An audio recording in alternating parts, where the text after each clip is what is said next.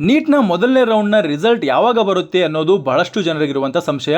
ಆ ಒಂದು ಸಂಶಯವನ್ನು ಕ್ಲಿಯರ್ ಮಾಡಲಿದ್ದೇನೆ. ಅಷ್ಟೇ ಅಲ್ಲದೆ ನೀವು ಸೆಕೆಂಡ್ ರೌಂಡ್ಗೆ ಎಂಟ್ರಿ ಕೊಡೋದಕ್ಕಿಂತ ಮುಂಚೆ ಬಹಳಷ್ಟು ಇಂಪಾರ್ಟೆಂಟ್ ಆಗಿರುವಂತಹ ಕೆಲವೊಂದು ಸ್ಟೆಪ್ಸ್ಗಳನ್ನು ನೀವು ಮಾಡಬೇಕಾಗುತ್ತೆ. ಯಾವುದಾದ್ರು ಸ್ಟೆಪ್ಸ್ ಅಂದರೆ ಕಾಷನ್ ಡಿಪಾಸಿಟ್ ಅನ್ನೋದು ತುಂಬಬೇಕಾಗುತ್ತೆ. ಕಾಷನ್ ಡಿಪಾಸಿಟ್ ಅಂದ್ರೇನು? ಈಗ ನಾವು ಒಂದು ಮನೆಯನ್ನು ಬಾಡಿಗೆ ತೆಗೆದುಕೊಳ್ತೇವೆ. ಬಾಡಿಗೆ ತೆಗೆದುಕೊಳ್ಳುವಾಗ ಆ ಒಂದು ಮನೆಯಲ್ಲಿ ಏನಾದರೂ ಪ್ರಾಬ್ಲಮ್ಗಳಾದರೆ, ಏನಾದರೂ ನೀವು ಕಿಟಕಿಯನ್ನು ಹೊಡೆದ್ರೆ ಅದಕ್ಕೆ ಅವರು ಮನೆ ಓನರ್ ಏನು ಮಾಡ್ತಾರೆ, ಒಂದು ಡೆಪಾಸಿಟ್ ಅಮೌಂಟನ್ನು ತೆಗೆದುಕೊಳ್ತಾರಲ್ಲ, ಅದೇ ರೀತಿಯಲ್ಲಿ ನಿಮಗೆ ಸೆಕೆಂಡ್ ರೌಂಡಲ್ಲಿ ಪಾರ್ಟಿಸಿಪೇಟ್ ಮಾಡುವಾಗ ನಿಮ್ಮಿಂದ ಕಾಷನ್ ಡಿಪಾಸಿಟ್ ಅನ್ನೋದನ್ನು ಈ ಒಂದು KA ತೆಗೆದುಕೊಳ್ಳುತ್ತೆ. ಯಾಕಂದರೆ ಇಲ್ಲಿ ಓನರ್ ಯಾರೋ ಸೀಟ್ಗಳಿಗೆ ಈ KA ಆಗಿರೋದ್ರಿಂದ ಈ KA ಆ ಸೀಟನ್ನು ಹಂಚಿಕೆ ಮಾಡುವಾಗ ನೀವು ಈ ಸೀಟನ್ನು ಸಿಕ್ಕ ಮೇಲೆ ಬಿಡಬಾರ್ದು, ಸೀಟ್ನ ಬಗ್ಗೆ ಪ್ರಾಮುಖ್ಯತೆ ಗೊತ್ತಾಗಲಿ ಅನ್ನೋ ಕಾರಣಕ್ಕಾಗಿ ನಿಮ್ಮಿಂದ ಮುಂಚಿತವಾಗಿ ಕೆಲವೊಂದು ಅಮೌಂಟನ್ನು ತೆಗೆದುಕೊಳ್ತಾರೆ. ಎಷ್ಟು ಅಮೌಂಟನ್ನು ತೆಗೆದುಕೊಳ್ತಾರೆ, ಯಾರ್ಯಾರು ಆ ಅಮೌಂಟನ್ನು ತುಂಬಬೇಕು, ಯಾರ್ಯಾರು ಆ ಅಮೌಂಟನ್ನು ತುಂಬಬಾರ್ದು ಎಂಬುದನ್ನು ಈ ಒಂದು ವಿಡಿಯೋದಲ್ಲಿ ನಾನು ಹೇಳಿದ್ದೇನೆ. ಈ ಕಾಷನ್ ಡಿಪಾಸಿಟ್ನ ಮಾಹಿತಿಯನ್ನು ನಾನು 2025ರಲ್ಲಿ ಜರುಗಿರುವಂತಹ ನೀಟ್ನಿಂದ ನಾನು ತೆಗೆದುಕೊಂಡಿದ್ದೇನೆ. ಅಂದರೆ ಆ ಒಂದು ನೀಟ್ ಕೌನ್ಸಿಲಿಂಗಲ್ಲಿ ಕಾಷನ್ ಡಿಪಾಸಿಟ್ ಎಷ್ಟು ಅಮೌಂಟನ್ನು ತೆಗೆದುಕೊಂಡಿದ್ರು, ಯಾವ್ಯಾವ ರೂಲ್ಸ್ಗಳಿದ್ವು ಎಲ್ಲವನ್ನು ನಿಮಗೆ ಎಕ್ಸ್ಪ್ಲೇನ್ ಮಾಡಲಿದ್ದೇನೆ. ಈಗ ಮುಖ್ಯವಾಗಿ ಕನ್ಸಿಡರ್ ಮಾಡಬೇಕಾದದ್ದು ಈ ವರ್ಷದ ಫಸ್ಟ್ ರೌಂಡ್ ರಿಸಲ್ಟ್ ಯಾವಾಗ ಬರುತ್ತೆ ಅಂದರೆ ಇನ್ನೂ 2 ದಿವಸಗಳಲ್ಲಿ ನಮಗೆ ಫಸ್ಟ್ ರೌಂಡ್ ರಿಸಲ್ಟ್ ಬರುತ್ತೆ. ಈ ಫಸ್ಟ್ ರೌಂಡ್ ರಿಸಲ್ಟ್ ಯಾವಾಗ ಬರುತ್ತೆ, ಯಾಕೆ ಇಷ್ಟು ಡಿಲೇ ಆಗ್ತಾ ಇದೆ ಅಂದರೆ 2 ದಿವಸಗಳಲ್ಲಿ ನಿಮಗೆ ರಿಸಲ್ಟ್ ಬರುತ್ತೆ. ಆದರೆ ಮುಖ್ಯವಾಗಿ ಡಿಲೇ ಆಗ್ತಾ ಇರೋದು MCC ಕೌನ್ಸಿಲಿಂಗಲ್ಲಿ ಒಂದು ಫಿಸಿಕಲ್ ಹ್ಯಾಂಡಿಕ್ಯಾಪ್ ಸೀಟ್ಸ್ಗಳಿಗೆ ಒಂದು ಸ್ವಲ್ಪ ಪ್ರಾಬ್ಲಮ್ ಆಗ್ತಾ ಇದೆ, ಅಲ್ಲಿ ಅಲಾಟ್ಮೆಂಟಲ್ಲಿ ಪ್ರಾಬ್ಲಮ್ ಆಗ್ತಾ ಇದೆ. ಆದ್ದರಿಂದ ಇನ್ನೂ ಸ್ವಲ್ಪ ಮಟ್ಟಿಗೆ ಇದೊಂದು ರಿಸಲ್ಟ್ ಬರೋದು ಡಿಲೇ ಆಗ್ತಾ ಇದೆ. ಮುಖ್ಯವಾಗಿ ಇನ್ನೊಂದು 2 ದಿವಸಗಳಲ್ಲಿ ಖಂಡಿತವಾಗಿ ಮಂಡೇ ಬರುವಂಥ ಸಾಧ್ಯತೆ ನನಗಿದೆ. ಮಂಡೇ ಬಂದ ಮೇಲೆ ನಮ್ಮ MCC ಬಂದ ಮೇಲೆ KA ಕೂಡ ಫಸ್ಟ್ ರೌಂಡ್ ರಿಸಲ್ಟನ್ನು ರಿಲೀಸ್ ಮಾಡ್ತಾರೆ. ಫಸ್ಟ್ ರೌಂಡನ್ನು ರಿಸಲ್ಟನ್ನು ರಿಲೀಸ್ ಮಾಡಿದ್ಮೇಲೆ ನಮಗೆ ಕಾಷನ್ ಡಿಪಾಸಿಟ್ ಅಮೌಂಟನ್ನು ಪೇ ಮಾಡೋದಕ್ಕೆ ಹೇಳ್ತಾರೆ. ಅದರ ಜೊತೆಗೆ ನಿಮಗೆ ಚಾಯ್ಸ್ ಎಂಟ್ರಿನ ಮಾಡಿಕೊಂಡು ಅಡ್ಮಿಷನನ್ನು ಮಾಡ್ಕೊಳ್ಳೋದಕ್ಕೆ ಎಲ್ಲವನ್ನ ಟೈಮ್ ಪೀರಿಯಡನ್ನು ನಿಮಗೆ ರಿಲೀಸ್ ಮಾಡ್ತಾರೆ. ಕಾಷನ್ ಡಿಪಾಸಿಟ್ಸ್ ಇನ್ನೂ ಸ್ವಲ್ಪ ಲೇಟ್ ಆಗುತ್ತೆ, ಬಟ್ ಮೇನ್ಲಿ ಫಸ್ಟ್ ಸ್ಟಾರ್ಟ್ ಆಗೋದು ಚಾಯ್ಸ್ ಎಂಟ್ರಿ ಸ್ಟಾರ್ಟ್ ಆಗುತ್ತೆ. ಚಾಯ್ಸ್ ಎಂಟ್ರಿ ಸ್ಟಾರ್ಟ್ ಆದಮೇಲೆ ಮುಂದಿನ ಪ್ರೊಸೀಜರ್ಗಳಿಗೆ ನಿಮಗೆ ಕಾಷನ್ ಡಿಪಾಸಿಟ್ ತುಂಬೋದು ಮತ್ತು ಸೀಟ್ ಮ್ಯಾಟ್ರಿ ಸೆಕೆಂಡ್ ರೌಂಡ್ಗೆ ರಿಲೀಸ್ ಮಾಡೋದು ಎಲ್ಲವನ್ನ ಮಾಡ್ತಾರೆ. ಮುಖ್ಯವಾಗಿ ನಾವು ಕಾಷನ್ ಡಿಪಾಸಿಟ್ ಬಗ್ಗೆ ಈ ಒಂದು ವಿಡಿಯೋದಲ್ಲಿ ತಿಳ್ಕೊಳ್ಳೋಣ ಬನ್ನಿ. ಮೊದಲಿಗೆ ನಾವು ಈ ಒಂದು ಕಾಷನ್ ಡಿಪಾಸಿಟನ್ನು ಯಾರು ಪೇ ಮಾಡಬೇಕು ಎಂಬುದನ್ನು ತಿಳ್ಕೊಳ್ಳೋಣ. ಮೊದಲಿಗೆ ಹೂ ಮಸ್ಟ್ ಪೇ, ಯಾವ ವಿದ್ಯಾರ್ಥಿಯು ಖಂಡಿತವಾಗಿ ಈ ಒಂದು ಅಮೌಂಟನ್ನು ತುಂಬಲೇಬೇಕು ಅಂತ ಅಂದರೆ ಮೊದಲಿಗೆ ಆಲ್ ಕೆಟಗರಿ ಕ್ಯಾಂಡಿಡೇಟ್ಸ್ ಯಾರೇ ಆಗಿರಲಿ, SC ST ಮತ್ತು OBC ಮತ್ತು ನಿಮ್ಮದು ಜನರಲ್ ಆಗಿರಲಿ, ಯಾವುದೇ ಒಂದು ಕೆಟಗರಿಯವರಾಗಿರಲಿ, ಎಲ್ಲರೂ ಕೂಡ ಯಾರ್ಯಾರು ಚಾಯ್ಸ್ 3 ಹಾಕ್ಕೊಂಡಿದ್ದೀರಿ ಅವರೆಲ್ಲರೂ ಕೂಡ ಈ ಒಂದು ಅಮೌಂಟನ್ನು ಪೇ ಮಾಡಬೇಕು. ಇದರಲ್ಲಿ ಯಾರಿಗೂ ಕೂಡ ಬೇರೆ ಆಪ್ಷನ್ನೇ ಇಲ್ಲ. ಎಲ್ಲರೂ ಕೂಡ ಈ ಒಂದು ಚಾಯ್ಸ್ 3 ಹಾಕ್ಕೊಂಡಿರೋರು ಈ ಒಂದು ಕಾಷನ್ ಡಿಪಾಸಿಟ್ ಅಮೌಂಟ್ ಎಷ್ಟಿರುತ್ತಲ್ಲ ಅಷ್ಟು ಅಮೌಂಟನ್ನು ನೀವು ಪೇ ಮಾಡಬೇಕಾಗುತ್ತೆ. ನಿಮಗೆ ಚಾಯ್ಸ್ 3 ಬಗ್ಗೆ ಮಾಹಿತಿ ಗೊತ್ತಿಲ್ಲ ಅಂದರೆ ನೀವು ಹಿಂದಿನ ಒಂದು ವಿಡಿಯೋನ ನೋಡ್ಕೊಂಡು ಬರಬಹುದು. ನಾನು ಚಾಯ್ಸಸ್ಗಳ ಬಗ್ಗೆ ಪೂರ್ತಿ ಮಾಹಿತಿಯನ್ನು ಕೊಟ್ಟಿದ್ದೇನೆ. ಈ ಚಾಯ್ಸ್ 3 ತೆಗೆದುಕೊಂಡಿರೋರು ಕಂಪಲ್ಸರಿಯಾಗಿ ಕಾಷನ್ ಡಿಪಾಸಿಟನ್ನು ಪೇ ಮಾಡಬೇಕಂತ ಗೊತ್ತಾಯಿತು.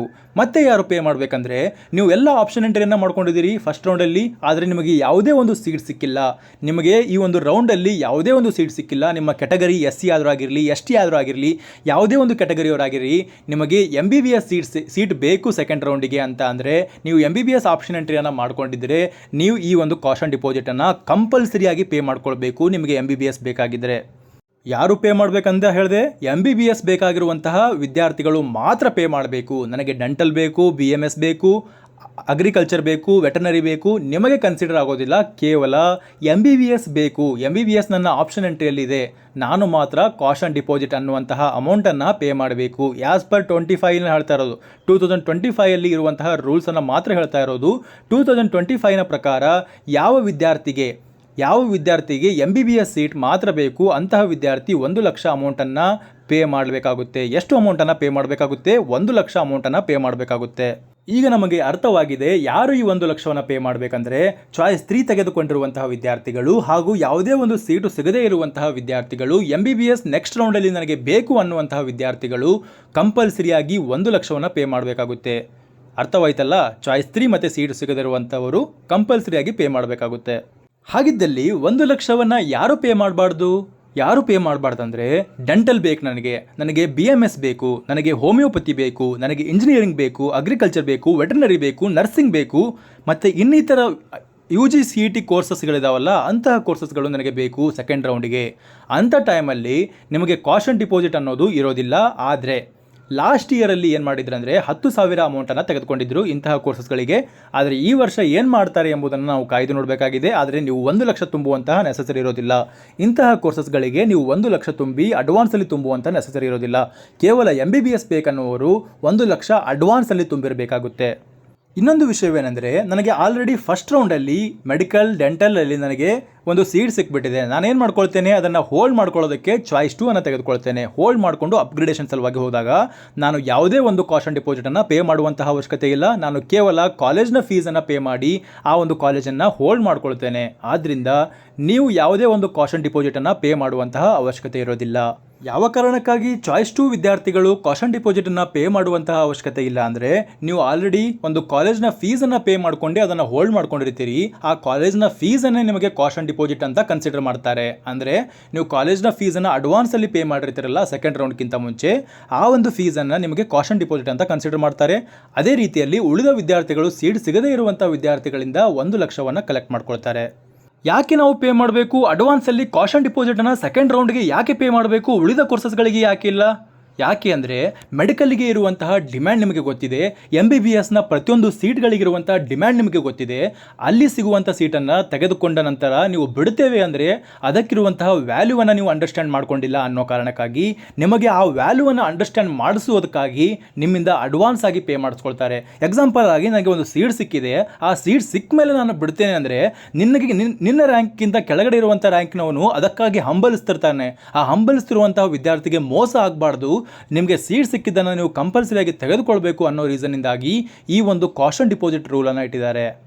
ಹೀಗಿದ್ದಾಗೂ ನೀವು ಈ ಒಂದು ಕಾಷನ್ ಡಿಪಾಸಿಟನ್ನು ಪೇ ಮಾಡಿ ಸೆಕೆಂಡ್ ರೌಂಡಲ್ಲಿ ಸೀಟ್ ಅಲಾಟ್ಮೆಂಟ್ ಆದಮೇಲೆ ನಾನು ಆ ಒಂದು ಸೀಟನ್ನು ಕ್ಯಾನ್ಸಲ್ ಮಾಡ್ಕೊಳ್ತೇನೆ, ಆ ಸೀಟ್ಗೆ ನಾನು ಜಾಯ್ನ್ ಆಗೋದಿಲ್ಲ ಅಂತಂದರೆ, ನೀವು MBBS ಸೀಟ್ ಸಿಕ್ಕಿದ್ರೆ ಅಂಥ ಟೈಮಲ್ಲಿ ನೀವೇನಾದರೂ ಅದನ್ನು ಹೋಗೋದಿಲ್ಲ ಅಂತಂದರೆ ನೀವು ತುಂಬಿರುವಂಥ 1 ಲಕ್ಷವೂ ಕೂಡ ನಿಮಗೆ ವಾಪಸ್ ಬರೋದಿಲ್ಲ. ಅದು ಫಾರ್ಫಿಟ್ ಆಗಿ ಹೋಗ್ತದೆ. ಫಾರ್ಫಿಟ್ ಅಂದ್ರೇನು? ಕಾಷನ್ ಡಿಪಾಸಿಟ್ ನಿಮಗೆ ವಾಪಸ್ ಕೊಡೋದಿಲ್ಲ. ಆ 1 ಲಕ್ಷವನ್ನು KA ಏನು ಮಾಡುತ್ತಂದರೆ ಅದನ್ನು ತಮ್ಮ ಕಡೆ ಇಟ್ಕೊಳ್ಳುತ್ತೆ, ಅದನ್ನು ಫಾರ್ಫಿಟ್ ಮಾಡಿಕೊಂಡು ತಮ್ಮ ಕಡೆ ಇಟ್ಕೊಳ್ಳುತ್ತೆ. ನಿಮಗೆ ಆ 1 ಲಕ್ಷವನ್ನು ತಿರುಗಿಸೋದಿಲ್ಲ. ಅದರ ಜೊತೆಗೆ ನೀವು ಕ್ಯಾನ್ಸಲ್ ಮಾಡ್ಕೊಂಡಿರುವಂಥ ಸೀಟು ಕೂಡ ನಿಮಗೆ ವಾಪಸ್ ಬರೋದಿಲ್ಲ. ಹಾಗೆ ನಿಮಗೆ ಮುಂದಿನ ರೌಂಡ್ಗೆ ಹೋಗಬೇಕಂದ್ರೂ ಕೂಡ, ಮಾಪಪ್ ರೌಂಡ್ಗೆ ಹೋಗಬೇಕಂದ್ರೂ ಕೂಡ ಮತ್ತೆ 1 ಲಕ್ಷವನ್ನು ಪೇ ಮಾಡಿಕೊಂಡು ಮತ್ತೆ ನೀವು ಒಂದು KAಗೆ ರಿಕ್ವೆಸ್ಟ್ ಲೆಟರ್ನ ಕೊಟ್ಟು ಮುಂದೆ ಸರ್ಕಸ್ ಮಾಡಬೇಕಾಗುತ್ತೆ. ಆದ್ದರಿಂದ ಈ ಒಂದು ಸೀಟ್ ಸಿಕ್ಕ ಮೇಲೆ, ಸೆಕೆಂಡ್ ರೌಂಡಲ್ಲಿ ಸೀಟ್ ಸಿಕ್ಕ ಮೇಲೆ ಕಂಪಲ್ಸರಿ ಅಡ್ಮಿಷನ್ ಆಗಬೇಕಾಗುತ್ತೆ. ಬಟ್ ಇಲ್ಲಿ ಮೆನ್ಷನ್ ಮಾಡಿದ್ದಾರೆ ನೋಡಿ, ನೀವು ಯಾವುದೇ ಇನ್ನಿತರ ಕೋರ್ಸಸ್ಗಳಿಗೆ, ಎಕ್ಸಾಂಪಲ್ ಆಗಿ ನಾನು ಇಂಜಿನಿಯರಿಂಗ್ ಫೀಸನ್ನು ಪೇ ಮಾಡಿದ್ದೇನೆ, ಅದನ್ನು ನನಗೆ ಕಾಷನ್ ಡಿಪಾಸಿಟಲ್ಲಿ ಕನ್ಸಿಡರ್ ಮಾಡ್ತಾರಾ? ಮಾಡೋದಿಲ್ಲ ಅಂತ ಕೊಟ್ಟಿದ್ದಾರೆ. But last year engineering fees ತುಂಬಿದ್ರು ಕೂಡ ನಮಗೆ ಅದನ್ನು ಕಾಷನ್ ಡಿಪಾಸಿಟಲ್ಲಿ ಕನ್ಸಿಡರ್ ಮಾಡ್ಕೊಂಡಿದ್ರು MBBSಗಾಗಿ. ಈ ರೀತಿಯಲ್ಲಿ ನಡೀತಾ ಇತ್ತು. ಬಟ್ ಇಲ್ಲಿ ಮೆನ್ಷನ್ ಮಾಡಿದ್ದಾರೆ ನೋಡಿ, ನೀವು ಇನ್ನಿತರ ಕೋರ್ಸಸ್ಗಳಿಗೆ ಅಂದರೆ ಇಂಜಿನಿಯರಿಂಗ್ ಆಗಿರ್ಬೋದು, ಅಗ್ರಿಕಲ್ಚರ್ ಆಗಿರ್ಬೋದು, ಆ ಕೋರ್ಸಸ್ಗಳಿಗೆ ತುಂಬಿರುವಂಥ ಫೀಸನ್ನು ಕಾಷನ್ ಡಿಪಾಸಿಟಲ್ಲಿ ಕನ್ಸಿಡರ್ ಮಾಡೋದಿಲ್ಲ ಅಂತ ಹೇಳ್ತಿದ್ದಾರೆ. ನೀವು MBBSಗಾಗಿ ಪಾರ್ಟಿಸಿಪೇಟ್ ಮಾಡೋದಿದ್ದರೆ ಇನ್ನೊಂದು ಬಾರಿ ನೀವು 1 ಲಕ್ಷವನ್ನು ತುಂಬಬೇಕು ಅಂತ ಇಲ್ಲಿ ಮೆನ್ಷನ್ ಮಾಡಿದ್ದಾರೆ. ಈ ಒಂದು ಕಾಷನ್ ಡಿಪಾಸಿಟನ್ನು ಪೇ ಮಾಡ್ಕೊಳ್ಳೋದಕ್ಕೆ ನಿಮಗೆ ಒಂದು ಕಾಲಾವಕಾಶವನ್ನು ಕೊಡ್ತಾರೆ. ಯಾವಾಗ ಕೊಡ್ತಾರೆ ಅಂದರೆ, ಈ ರಿಸಲ್ಟ್ ಬಂದ ಮೇಲೆ ನೀವು ಚಾಯ್ಸ್ ಎಂಟ್ರಿಯನ್ನು ಮಾಡ್ಕೊಂಡ್ಮೇಲೆ ನಿಮಗೆ ಒಂದು ವಾರಗಳಲ್ಲಿ ನಿಮಗೆ ಈ ಕಾಷನ್ ಡಿಪಾಸಿಟನ್ನು ಪೇ ಮಾಡ್ಕೊಳ್ಳೋದಕ್ಕೆ ನಿಮಗೆ ಅವಕಾಶವನ್ನು ಕೊಡ್ತಾರೆ. ಅವಕಾಶವನ್ನು ಕೊಟ್ಟಾಗ ನಾವು ಏನು ಮಾಡ್ಕೊಳ್ಬೇಕು? ನಿಮಗೆ ಕೊಟ್ಟಿರುವಂಥ ಲಿಂಕ್ಗೆ ಟಚ್ ಮಾಡಿಕೊಂಡು ಅಲ್ಲಿ ಒಳಗಡೆ ಹೋಗಿ ಆ ಒಂದು ಲಿಂಕಲ್ಲಿ ನಿಮಗೆ ನಿಮ್ಮ ಲಾಗಿನನ್ನು ಡೀಟೇಲ್ಸನ್ನು ಹಾಕಿ ನೀವು ಲಾಗಿನ್ ಆದಮೇಲೆ ಅಲ್ಲಿ ನಿಮಗೆ ಕಾಷನ್ ಡಿಪಾಸಿಟ್ ಪೇ ಮಾಡ್ಕೊಳ್ಳೋದಕ್ಕೆ ಒಂದು ಚಲನ್ ಡೌನ್ಲೋಡ್ ಮಾಡ್ಕೊಳ್ಳೋದಕ್ಕೆ ಬಿಡ್ತಾರೆ. ಆ ಚಲನನ್ನು ಡೌನ್ಲೋಡ್ ಮಾಡಿಕೊಂಡು ಇಮಿಡಿಯೇಟ್ಲಿ ನೀವು ಬ್ಯಾಂಕಿಗೆ ಹೋಗಿ ನೆಫ್ಟ್ ಅಥವಾ RTGS ಅನ್ನು ಮಾಡಿಸ್ಬೇಕಾಗುತ್ತೆ. ನನ್ನ ಹತ್ತಿರ ನೆಫ್ಟ್ ಅಥವಾ RTGS ಇಲ್ಲ. ನಾನೇನು ಮಾಡಿಸ್ಬೇಕಂದ್ರೆ, ನೆಟ್ ಬ್ಯಾಂಕಿಂಗ್ ಇದ್ದರೆ ನಿಮ್ಮ ಮೊಬೈಲಲ್ಲಿ ನೆಟ್ ಬ್ಯಾಂಕಿಂಗ್ ಥ್ರೂ ನೀವು ಮಾಡಿಸ್ಬೋದಾಗಿರುತ್ತೆ.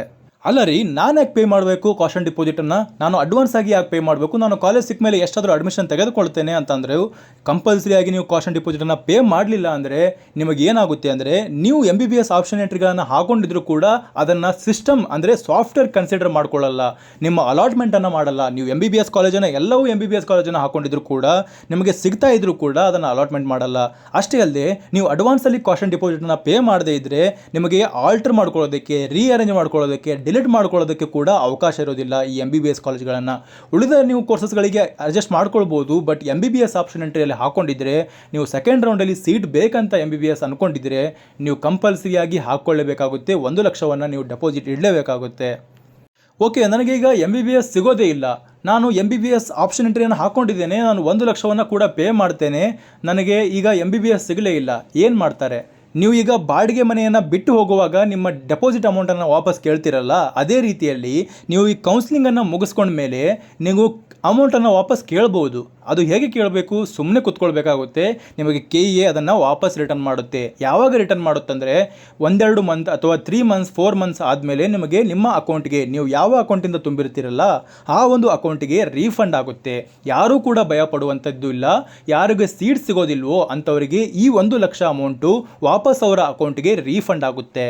ಕೇವಲ ನಿಮಗೆ ಅರ್ಥವಾಗಲಿ ಈ MBBS ಸೀಟ್ನ ಪ್ರಾಮುಖ್ಯತೆ, ಈ ಒಂದು ಸೀಟ್ಗೆ ಎಷ್ಟೊಂದು ಜನರು ಹರಸಾಹಸ ಪಡ್ತಿರ್ತಾರೆ, ಈ ಒಂದು ಸೀಟ್ನ ವ್ಯಾಲ್ಯೂ ಅರ್ಥವಾಗಲಿ ಅನ್ನೋ ಕಾರಣಕ್ಕಾಗಿ MBBS ಕೋರ್ಸ್ಗೆ ಮಾತ್ರ ಈ ಒಂದು ಕಾಷನ್ ಡಿಪಾಸಿಟ್ ರೂಲನ್ನು ಇಟ್ಟಿದ್ದಾರೆ.